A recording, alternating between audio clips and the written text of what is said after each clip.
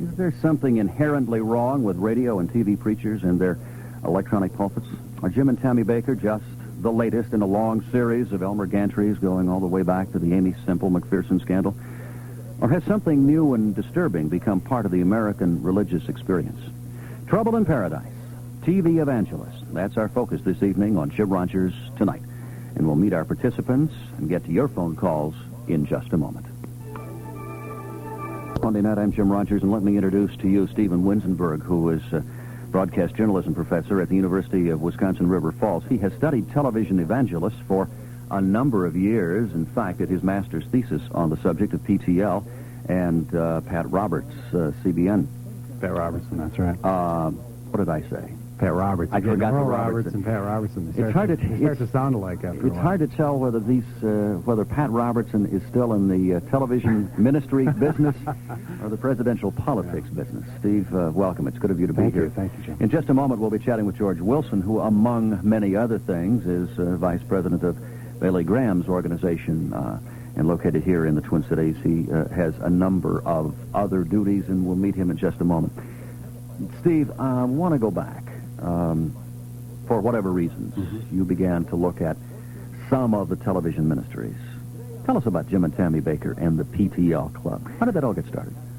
Well, Jim and Tammy, of course, had their start here in the Twin Cities area. Tammy's from International Falls. Jim is from Michigan. They met at Bible school here, and they dated, and by the second date, Jim proposed to her, and they left school because they were not allowed to be married and go to school at the same time. So they chose to drop out of school in order to get married. That's right. They chose to drop out of school, and then Jim started the marriage by going into debt. He borrowed $75 from Tammy to buy the wedding ring. Since that time, he appears to have been in debt, at least until recently. They, of course, went out for a number of years and preached in churches. They were here in about 1960, and then they went out for about 5 years and preached in churches. Parish churches. That's right. They went around the country. They were popular in terms of using a puppet ministry. Even back then, they were entertainment-oriented. If there's one thing that has made Jim Bakker distinct from the rest of the TV preachers, it's that he's so entertainment-oriented. You can see that with Heritage USA. And that was true back then with their puppet ministry. And when they would go to church, Tammy would like to sing the gospel songs. They eventually ended up working with Pat Robertson at CBN, and Jim Bakker started hosting the original 700 Club there at CBN in 1965. They had problems at CBN. Jim had a nervous breakdown in the late 1960s, and they started to have some trouble with Pat Robertson when Robertson refused to keep Jim on the payroll while Jim was recovering from his nervous breakdown. Eventually, they broke up in 1972. Jim went to California and helped start the Trinity Broadcasting Network with Paul Crouch, and after only a year there, they had some trouble, and Jim split again. So he started a third TV ministry, and that's PTL, well known now, and that was in 1974. In the beginning of PTL, it was just on local stations throughout the country. They just purchased airtime. 1978. It was, in other words, it was just a television show. Just a TV show, not a network. And then in 1978, he purchased the satellite equipment and went into the 24-hour network that they have now. Headquartered in... outside of Charlotte. Yeah. Right. It has been a phenomenal success story. Well, if you look back and you look at Jim Bakker, he's been a part of the top 3 religious satellite networks, CBN, Trinity, and PTL. And yet at the same time, any success that's occurred has to be weighed with the fact that he's had to leave all 3 of those now. What's happened to him recently is just typical Jim Bakker. Something has wait a minute, you say typical Jim Bakker. What does that mean? He's always had trouble in the past. This is now the 3rd time he's been forced to leave a TV ministry. It hasn't been for sexual reasons. But not the kind of problem he's been having recently. But still problems. Jim Bakker has been known for problems. I mean, just think about their marriage. When they started out in Bible school, they dated and they went against the rules and got married and had to drop out. I mean, he's just that kind of a person. He's a rebel. And even in the Christian circles, he's a rebel. Therefore, what he's doing now, to me, doesn't surprise me. It shocked me, I guess, all the recent revelations. But the fact that he's in trouble now and has had to leave PTL doesn't surprise me, because I suspect he'll be back within a year starting another ministry. But not back at PTL? I would guess not back at PTL. But he's picked up before and come back. It looks like Jerry Falwell and the new structure of the board at PTL is pretty effectively, I mean, they're standing in the doorway, right, and they're blocking the Bakkers from ever coming back. And in the driveway press conference last Friday, I think it was, both Jim and Tammy said, no, they have no desire to go back to PTL. They're not planning to do that. That's over. They're going to go on with their lives. They're going to do other things. So apparently, whatever rumors were swirling around last week, they're not going back. Well, I think they realized when Falwell stood up at the press conference last week and basically told people he would not allow Jim Bakker back, they knew that their days were over at PTL as long as Falwell is there.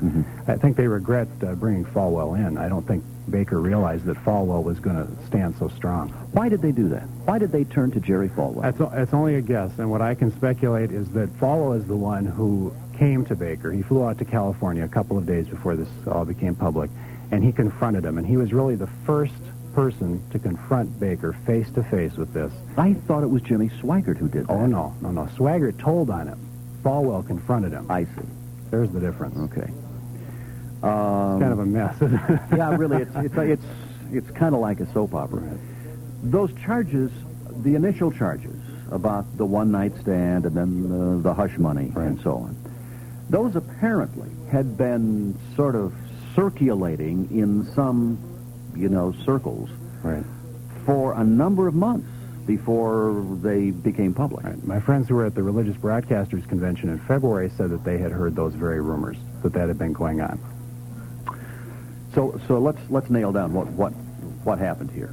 Somewhere, the rumors were confirmed by someone. Was that someone Jimmy Swaggart? Well, Swaggart went to the Assemblies of God because both Swaggart and Bakker are Assemblies of God ministers. Maybe we need to do a little definition here. What are the Assemblies of God? I don't know if I'm too qualified to talk about that, but it's one of the... It's a denomination. It's a Protestant denomination. It's a charismatic. It's headquartered in Missouri, and it's a very growing denomination since it's Pentecostal and charismatic, and they tend to be growing these days. The voice you just heard belongs to George Wilson, who is the Executive Vice President of the Billy Graham Evangelistic Association. He is also the Managing Editor of Decisions Magazine, President of Worldwide Publications, among other things. George, it's good of you to be here. We've been talking with Steve about the television ministry of the Bakkers. I want to turn to you in just a second. Really, the Heritage Village and the whole PTL Club, would it be safe to say that is almost exclusively a television phenomenon? Oh, definitely. There's no doubt about that. Jim Bakker's a TV star. That's where, when you're going to start to group these preachers together, some of them do not want to be known as TV stars. Jim Bakker is a TV personality. His goal in life was to be another Johnny Carson, and the reason why he got into the TV ministry in the first place is because he came home one night after a church service, after doing his puppet show with Tammy. He turned on the TV, there was Johnny Carson, and he said, I want to do that for God. And that's been his life philosophy. And indeed he did. Not only in what he's doing on the air, but in his lifestyle, apparently. Apparently. George, one of the oldest ministries, still going and going strong, is the Billy Graham ministry. Right. Reverend Graham has a long history of using radio broadcasting, but not much television. Well, television began a couple years after radio did.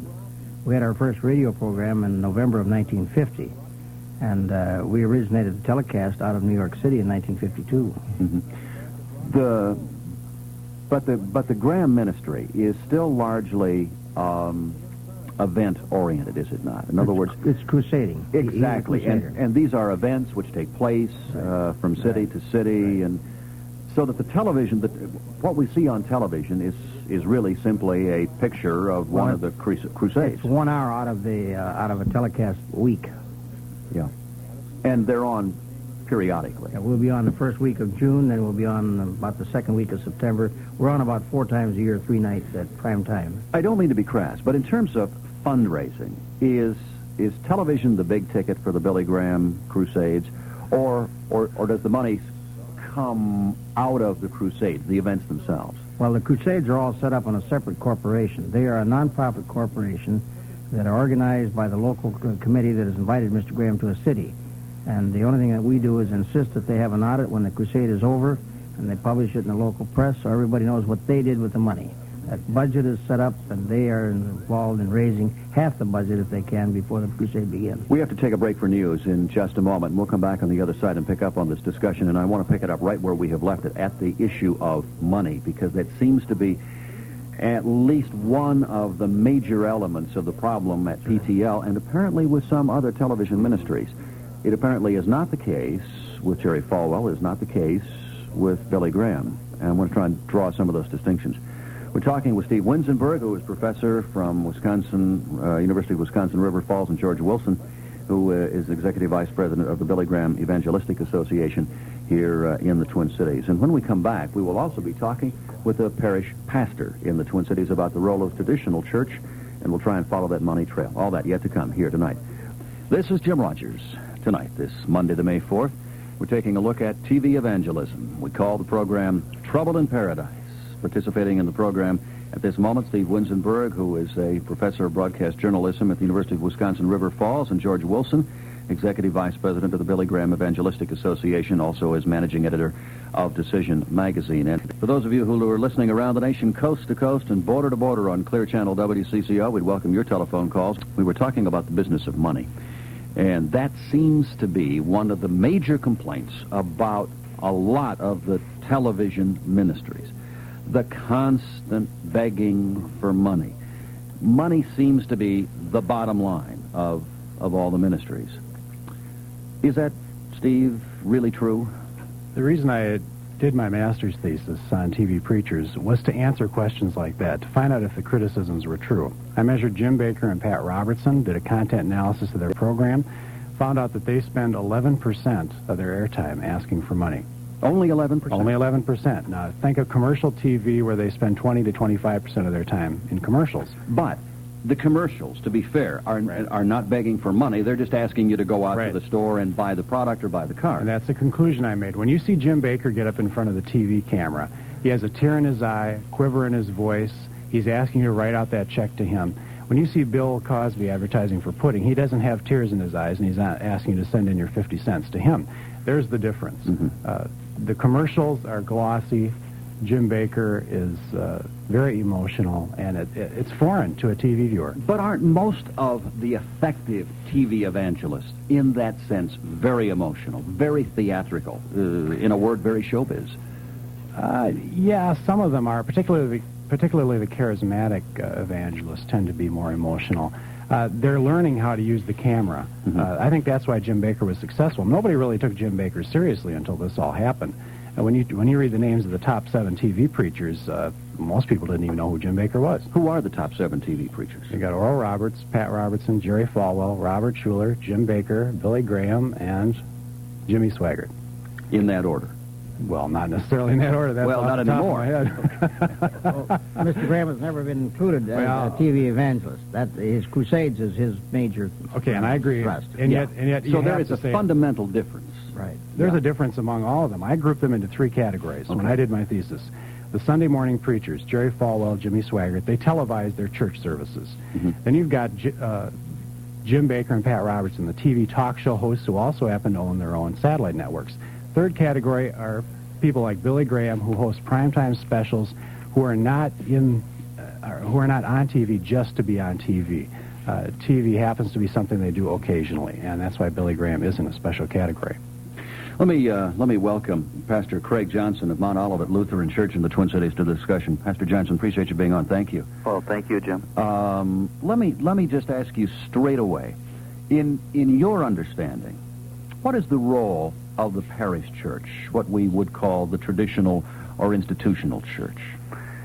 I think our role, as we were ordained, is to preach the word and administer the sacraments to the people in our congregations and to serve the community of which we are a part, both here and abroad. Mm-hmm.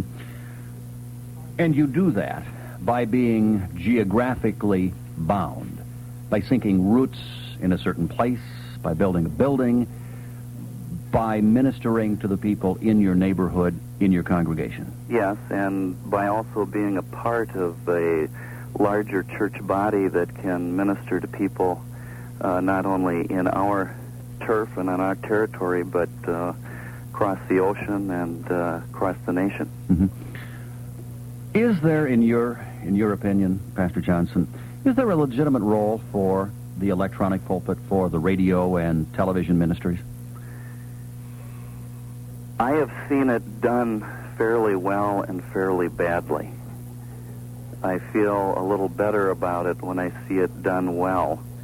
These last few weeks have proved how bad it can get, I guess. Mm-hmm. But I get a sense from some of the TV evangelists that they are really trying to reach the unchurched in the nation and trying to give them a word of the gospel. Mm-hmm. And when that's done well, I can appreciate it. Steve, you've done some research on that, have you not? Well, the common criticism is that TV preachers try to steal people out of local churches, or try to steal their funds, at least. You know, that people are contributing to local churches, and they think that now they're giving their money to the TV evangelists. That just is not true, both in my study and in the Annenberg study, University of Pennsylvania, found that, if anything, the TV preachers encourage people to get involved in local churches. Now, But do they encourage the people to get involved, for example, in Mount Olivet Lutheran Church? Right. Now, I was just going to say, what some people complain about is when it gets to areas like the Lutheran Church, the Catholic Church — I was raised Catholic — they don't encourage you to get involved in those churches. They're talking about the evangelical churches, mm-hmm. Strict evangelical churches, not mainline churches. And then mainline pastors object, and I don't think in my study I ever heard them say the name of any denomination. All they said was, if you are interested in getting involved in a local church, contact us and we'll be happy to give you the name of a pastor in your area. Mm-hmm. Or they would say, continue to support your local church. I never heard them say, get out of a church. You had some. There is, in fact, a kind of typical profile, is there not, of the people who watch, who participate in television ministries? Well, the stereotype has always been the little old lady who sits at home and doesn't have any money and sends in her $15. Is that true? That is very much true. 60 to 70% of those who watch the main TV preachers are elderly females over the age of 55 and are on a low income, fixed income. So that concern is valid.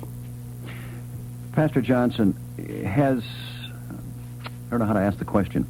Has your ministry at Mount Olivet, for example, been in any way impacted by the scandals at PTL and all the revelations of lavish living and sexual misconduct?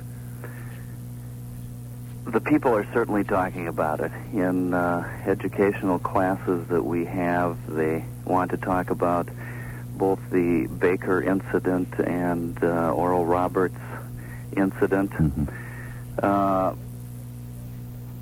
I don't think that, I've been thinking about this a lot, and I don't think that Lutherans or other Christian denominations should point their fingers at Jim Bakker as if he has a monopoly in Christianity on bad or inappropriate sexual behavior. I think every denomination has had problems now and then with its clergy and inappropriate behavior. But I think this needs to tell all of us that denominations and authorities need to keep vigilant in stressing appropriate behavior for its professionals. And I think luckily most clergy who are using or abusing people and acting inappropriately are self-destructive enough to be found out and are removed. There has been, in the past decade in this country, a lot of talk about a spiritual reawakening in America and increasing numbers of people making religion a central part of their life. But it seems as though most of the figures that I'm familiar with tend to indicate that the awakening of religiosity has largely been in the fundamentalist and evangelical traditions, as opposed to the more traditional Protestant, Catholic, and Jewish persuasions. Does the success of the television ministry, the electronic pulpit, tell you that the institutional church in America has in some way lost touch with the public, or is not in some way meeting needs, deep spiritual needs that need to be met? I think it tells us that we are perhaps not communicating with people as appropriately as we should be communicating with them as to our understanding of the gospel. And I think it's a great concern of our church as it moves into its merger this year that evangelism and growth in our congregations is a primary goal of the new church. Do you find that in the discussions, you said that a lot of the people are wanting to talk about these issues. Do you sense that there is some increased cynicism or skepticism about the institutional church in general in the wake of the PTL scandal? I find it exactly the opposite of that. They're generally saying, boy, I'm glad we aren't like them. And boy, I'm glad there's some accountability here. And so people, I find, are intelligent enough to see a difference between how things are operating in the television evangelism circles versus the local congregation. Jim, I think that the pastor using the word accountability, that's a very important word here. Throughout my study, I could see Jim Bakker just was not accountable. It's something you do see, though, in organizations such as the Graham organization. I think Mr. Wilson could address that you have to have accountability. You have to have people who are willing to say to the TV preacher or even the local minister, you're getting a little off on a tangent here. We better check up on you. There has to be some accountability there. Mm-hmm. When we say accountability, we're talking about financial accountability, right? Not just financial accountability, spiritual accountability, emotional accountability. Behavior. If you suspect that something's going on, when the pastor leaves the church or when Jim Bakker gets off the air, then somebody needs to hold him accountable. How is that done organizationally in the Lutheran Church? Let's suppose that somebody does suspect there's a problem with behavior on the part of a minister somewhere. I think there are several ways that people can address that issue. The first is that they can go in front of the church council, which is the governing board of the congregation, and talk about whatever is bothering them. Members of a congregation can go to the bishop, who is the head over a certain area of the church, and they can bring charges to him, and he will set up a committee that investigates those charges. And it's a very careful plan that people go by. Let's turn to financial accountability for just a second. That is a concern, I think, that is being raised all across the country, both inside and outside churches, traditional or otherwise. And in fact, there have been some stirrings now in Washington at the level of federal regulation that maybe something needs to be done to make sure that, in particular, the television ministries are at least financially accountable, which some are and some traditionally have not been. This kind of thing. Now, in our own organization, we have 26 people on our board of directors. There's only 5 of us that are part of the staff or employed. That's Mr. Graham and myself and 4 others. Mm-hmm. The rest of them are all businessmen and pastors from across the country. We have an executive committee of 7. There is no employee on that executive committee. They determine policy recommended to the board. They determine staff salaries and raises and so on and recommend it to the board. Now, over and above that, 7 years ago, we started Evangelical Council for Financial Accountability. It's the counterpart of BB&B. Now, what is BB&B? Better Business Bureau. Okay. That was for the secular world, and we felt not only did we need something like that in the religious world, but we also needed to help smaller organizations who weren't letting people know what their finances are. Some of them felt that they had to have only staff or relatives on their board in order to control it. Well, that's not true. Mm-hmm. So we have 7 or 8 different standards that they have to live up to before they become a member of ECFA. How many of the well-known, the Big 7 television ministries are members? None of them. Not a one? Not a one. No. Now, Jerry Falwell has... 2 of them were, but they are no longer... They dropped out. Which 2? Bakker was one. And he dropped out. Was the other. And Falwell was the other. Mm-hmm.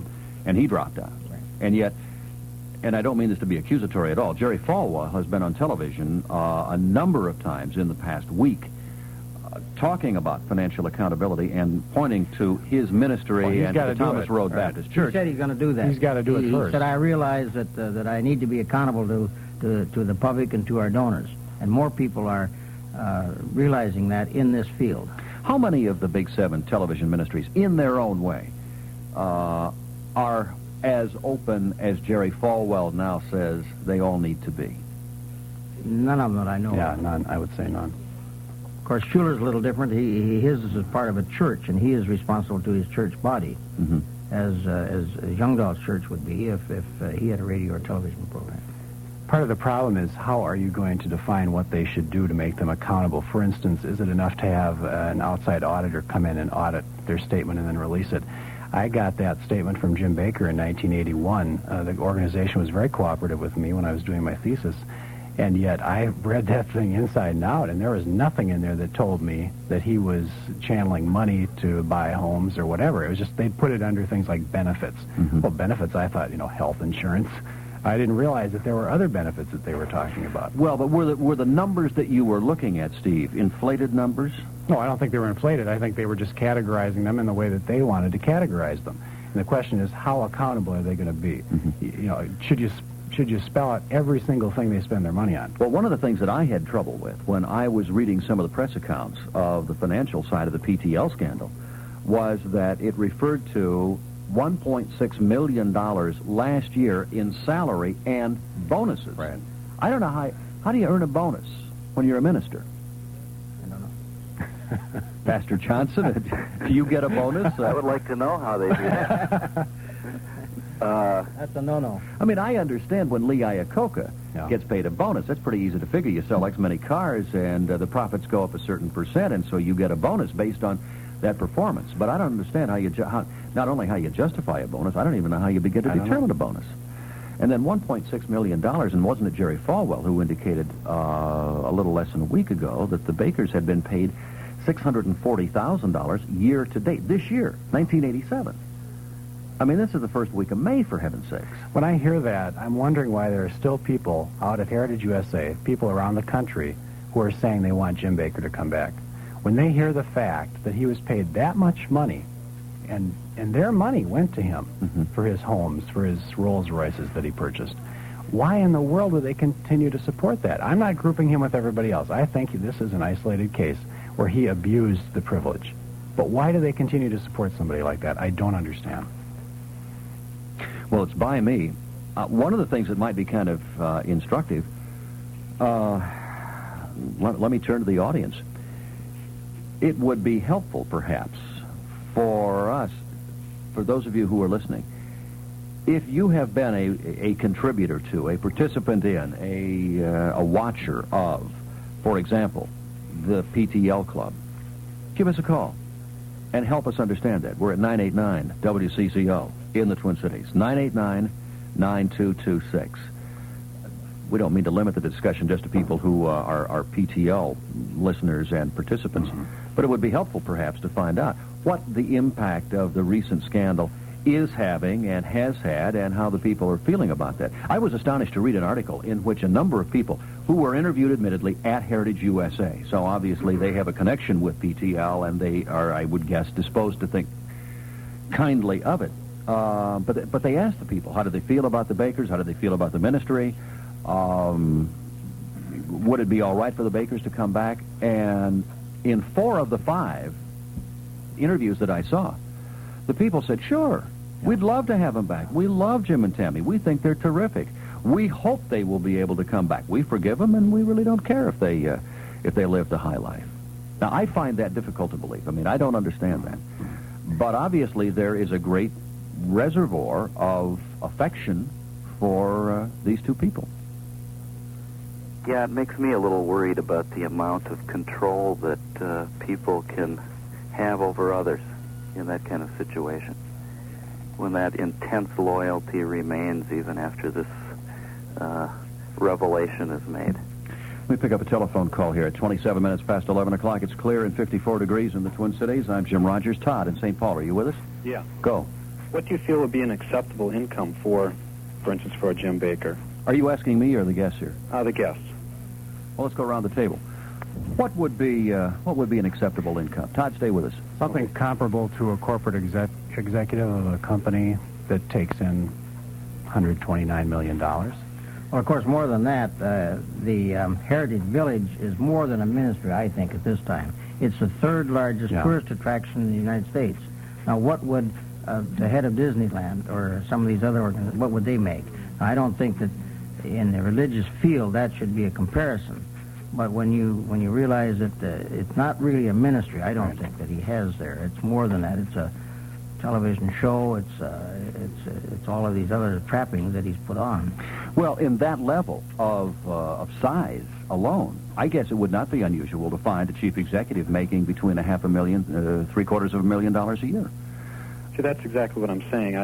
I hear people say they're upset with the homes and the cars and everything that Jim Bakker would have, and in essence, if you give me the same show and everything, you know, as your success goes up, so does your income. But the difference here is that people are sending in their contributions under the guise of contributing to a ministry for ministry purposes.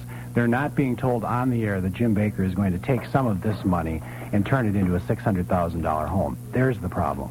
Well, I'm not trying to stick up for Jim Bakker by any manner or means, but 43% of their gross income is from donations. The rest of it is raised from Heritage Village, from their 2 hotels they have, and all of the other trappings that they have. Todd, let me ask you, what do you... Let me turn the question back to you. What do you think?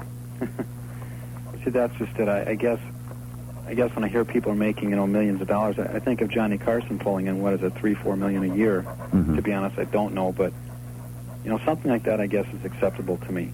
I'm somewhat of a Jim Bakker fan. In other words, you used to watch the show. Yeah, I really did. You still watch the show? I still do, but not to the extent that I did before. It's the same air of the show isn't there without Jim Bakker. Yeah. But as every day goes on now and I hear more and more about Jim Bakker, I'm getting to the point where I'm saying, well, you wrote your own ticket out.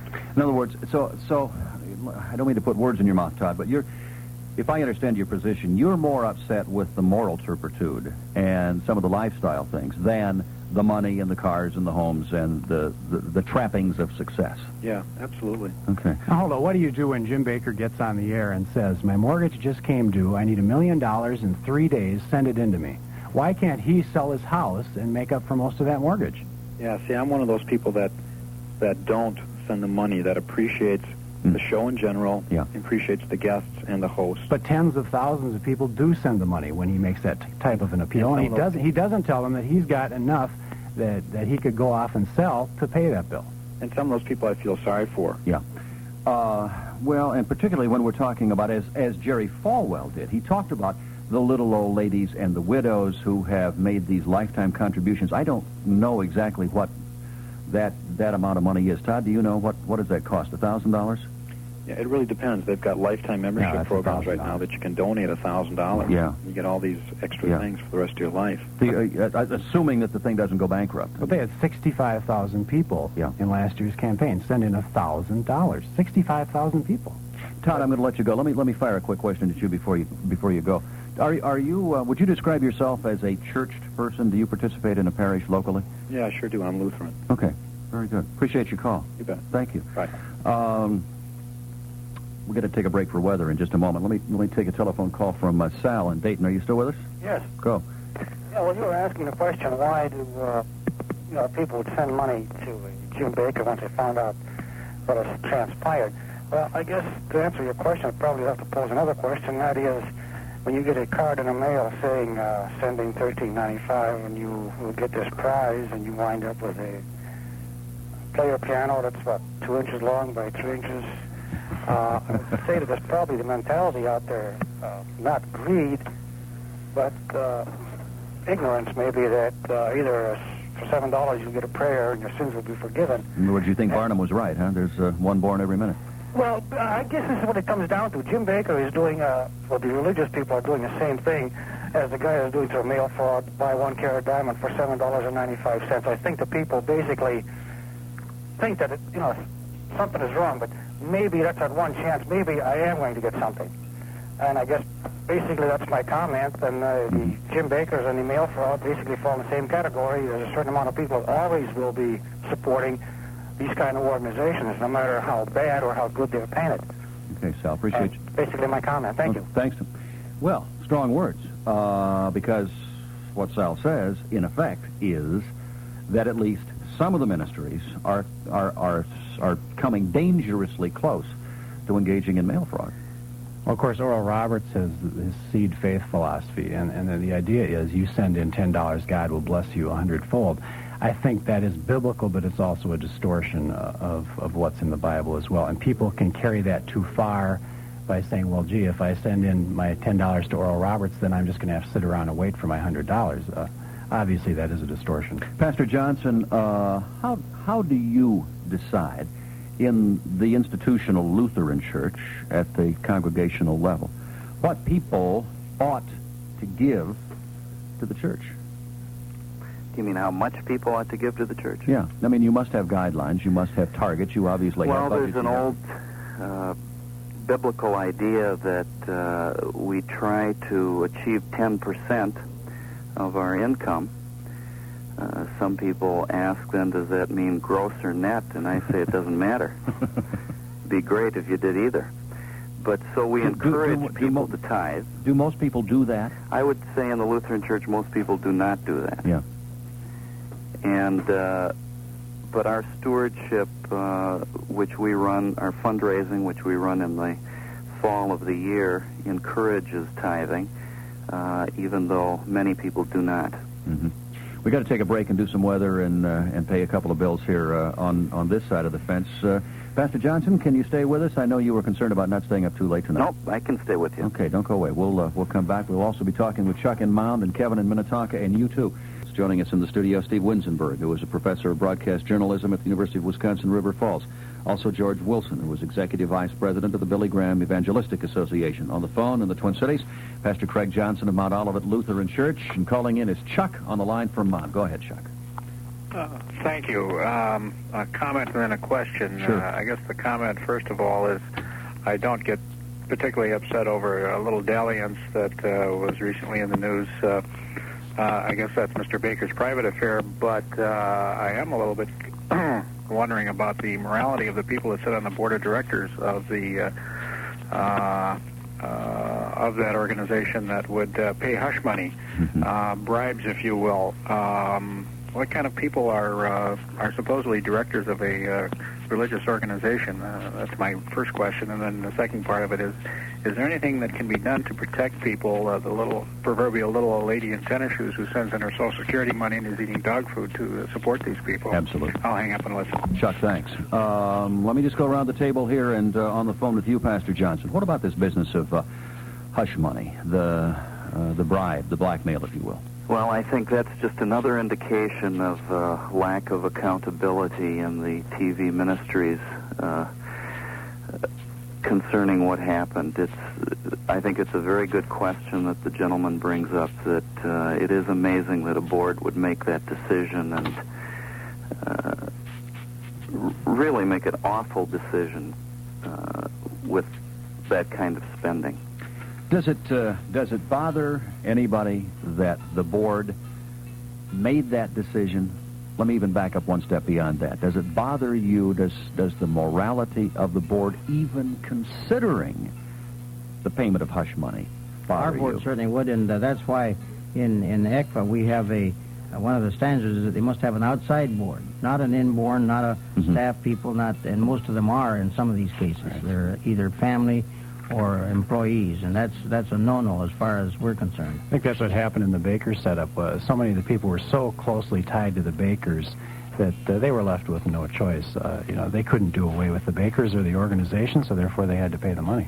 Well, for heaven's sakes, one of the people was on the payroll to the tune of $350,000 a year. Now, it seems to me, when you've got that kind of a financial stake in an organization, you're probably going to want to, look out for number one first, and maybe that leads you down that slippery slope to making these kinds of ultimately questionable moral decisions.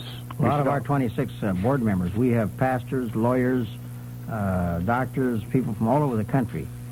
with the exception of the 4 or 5 who are employees. You should also mention that when Baker left, he did take the old board with them. So obviously... They're not there anymore. Yeah. Well, let's be very clear about this for a second. Did Baker take the old board with him, or did Falwell throw him out? Oh, no, Baker took them with him. No, they all resigned. They resigned. Okay. Now, did they resign in principle, or were they forced out? Well, the man who was the president is no longer there. I think he was asked to leave. He was left there by Baker. I sure got that impression from the Falwell press conference of last week. Yeah. Yeah. But I think he was the last of the Mohegans. Or maybe Jim Watt was the last of the Mohegans. But again, there were ties, were there not? Family ties. To the organization. Yeah. And I didn't think, to his credit, Watt was above board about that and said, "I've got a conflict of interest and I've got to leave." Let me take another call from Kevin in Minnesota. You there, Kevin? Yeah. Go. You asked for people's reaction to this. In the past, I had supported, from time to time, Swaggart and Robertson, Pat Robertson. Mm-hmm. I've never supported Jim Bakker. I guess what this has done for me is made me very cautious. Should I decide in the future to give any support above my support to my local church, I would do one of two things. First, scrutinize where I would give the support if it's a big organization like Swaggart or Robertson. Excuse me just a second. What do you mean, scrutinize where you would give the support? I don't quite understand what you mean. What I'm going to say is I'm looking from them for a audited financial statement before I would give any support. Okay. My second option would be to give support to missionaries that I know of their work, know of their efforts firsthand. That's what I would be doing. But primarily what this has done is made me very cautious. I've taken a step backward and taken a look at the overall picture of it. And, I want to know. I want to know where my money is going. I want to know what it's being used for. I want accountability. Now, out of anything that this has brought out, I'm glad that I hope that the ministries will respond to accountability. I know our church we started a non-denominational church several years ago, and from the very beginning, the board chose to go the route of extreme financial accountability, records open to anybody that would desire it. And at the time when we were small, we didn't quite see the need, but later on we did. So I'm glad we chose that route. So it has made you cautious and, would it be fair to say, a little skeptical? Yeah. Yeah. Yep, that's fair to say. Do you see yourself in this more cautious and prudent way participating in the television ministries in the future? Provided that I can get that information. Provided they clean up their act and then... Right. I'm not saying that they had a soiled record as it is. Primarily the ministries I've supported. Gotcha. Swaggart and Robertson. But before I give any more, I would like to see some financial accountability from them. Appreciate your call. Yep. Thanks very much. I wonder how many other people are thinking and feeling those very things. Well, in the last few weeks, we've had letters from hundreds of people who've asked about the accountability. We send a financial statement whenever it's requested, and that's one of the standards that we have in ECFA. So you're seeing, as a direct result of the PTL scandal, people being more cautious and asking the tough questions. Right. Yeah. Has it hurt you? I don't mean to be personal, but has it? We've had the best first quarter we've ever had. Now, Jerry Falwell says he's off as of last week. They estimate something in the neighborhood of $2 million. Now, that's a sizable bunch of money. I suppose he's taking some heat. Well, I think that's true with some of the others, too. But I was just going to say, I think all of them have indicated. I know for a fact the Reverend Ankerberg, who was involved in making some of the most serious charges against the Bakers, has said that his ministry is way off, and he's hurting for money. He was making a kind of very emotional appeal and saying, if we don't get, we're going to have to start eliminating television stations here in the next 2 weeks. This is a slow time of year for them anyway, and that even adds to the problem. I'd like to ask Mr. Wilson a question real quickly, though. When you sent out the audited statement, does it say on there how much Billy Graham makes, what bonuses he makes? Not bonuses isn't the right word, but for instance, a housing expense or automobile No, there isn't expense. such a thing. He gets a salary that is arranged by the executive committee. But is it spelled out on that statement? No financial statement from an auditor puts any of that right, in. And that's but my it's concern. It's available right. by the 990 that we file with the government. Right, I understand that. But my concern when people say they want an audited statement, that's not in the audited statement. No, I've got Jim Bakker's 1980 audited statement here. It's not in there. All it says is salaries, wages, other payroll costs, $9 million. Well, half of that could be Jim Bakker. You don't know that. So it's not as easy as just saying I want an audited statement. Well, when you talk about some of Jim Bakker's, and again, I'm not sticking up for him, or you should love the sinner but not the sin. That's the scriptural background. But a lot of his bonuses are royalties for records that they've cut and other things that they've done and made for sale. We're going to take a commercial break in just a moment, but I want to get Alice on the line long distance from Ottumwa, Iowa. Alice had a question, I think, that relates to this business of bonuses and royalties. Alice, are you still there? Yes. Go ahead. Yes. My question was, well, I guess the man had just mentioned it, perhaps is some of the bonuses from royalties from the many records that Tammy and her daughter have cut, and also from their books that they have written. Does anybody know the answer to that? Well, in this statement, in the 1980 statement that I got when I was doing my thesis, the record royalties are listed below in a separate section called Related Party Transactions. And they spell out exactly how much they got, but this is completely separate from the rest of it. There's nothing listed along with salaries that has to do with royalties. Alice, in the driveway press conference that I listened to, was it Friday, I think, in Palm Springs, Right.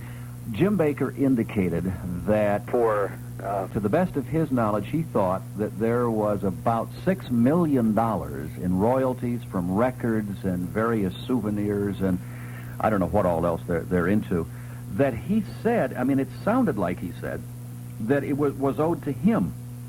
Now, frankly, I don't understand that, because I would think that those things that he does are for the ministry, therefore the profits and the royalties would go to PTL, to the ministry, as opposed to going to Jim Bakker. I don't understand how that works. Do you? Well, I would assume perhaps maybe, Phil Winzenburg, perhaps his ideas that then he would have like almost a patent type thing on the copyright where he would receive, royalties on this type of thing. I don't know. You may be right. That's a possibility too, and, but I just, I didn't know, I'd never heard anything said about how much he made on records and royalties off of these things, And whether that goes to the ministry or to him. And again, in the bonuses... Well, if you write a book when you're working for WCCO, unless you have signed a prior contract, those royalties for that book go to you. Legally, that if you write a book, you are the author, the royalty goes to you. And in the local parish, if I was to write a book, that would be between me and the publisher. Right. Alice, how are things tonight in Ottumwa, Iowa? Well, very quiet right now. It's kind of late. But part of the reason I'm calling, too, is my husband is a pastor. Mm-hmm. And so we're kind of up there. We have a very, very small church. What church is that? It's called Shekinah Faith Center. Okay. It's Liberty Pentecostal Assemblies denomination. Mm-hmm. But we're only like 2 years old as a church. And so we're, very pioneering. We've been running about 50 for a while. And so we are very small. And, you're talking about, again, with the bonuses and things. In our church, we have a different situation. My husband is paid on a percentage of the offerings up to certain amounts. We have limited ourselves. Mm-hmm. Like right at this point, he makes 50% of all tithes and offerings that are not designated for a specific purpose. Up to a certain top limit. Up to a certain amount. And as the tithes and offerings increase, then our percentage decreases. And that way we do not become rich, so to speak, off of it. We will increase and we will be paid accordingly, but yet we will not become, very highly paid. Try to keep it moderated, and this is perhaps kind of an example. Last week, or this past week, my husband was paid $268. 2 weeks ago, he's paid $6.08. So... It's a far cry from 1.6 million. Alice, I must tell you, I think very fondly of Ottumwa, Iowa, because my late mother was from that town, and I spent a lot of my boyhood in Ottumwa, Iowa. It's a nice place. Yes. Thanks for your telephone call. Thank you. Good night. It's 10 minutes until midnight.